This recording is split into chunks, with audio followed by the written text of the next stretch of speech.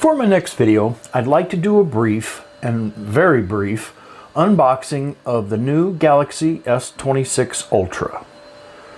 So I'm trying to do this with one hand. I couldn't wait to get into this, so I couldn't have my stand ready, so I just did this in one hand. So as you can see, the camera's a little bit more raised than the previous S25. We have the usual warranty books and cable, charging cable, and SIM ejection tool.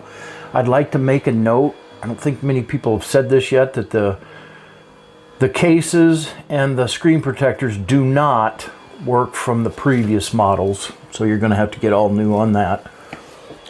I opted for the purple color, and as you can see, it's purple around, it's aluminum edges, and I'm going to get into more tech specs on another video. I just wanted to show everyone the unboxing, what it looks like, and go into more details on my next videos.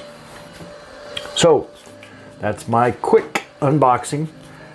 I hope you found my video to be helpful. Thank you for being here. Please click like and subscribe to my channel. Leave me a comment down below. Thank you for your time, and until next time, I'm out.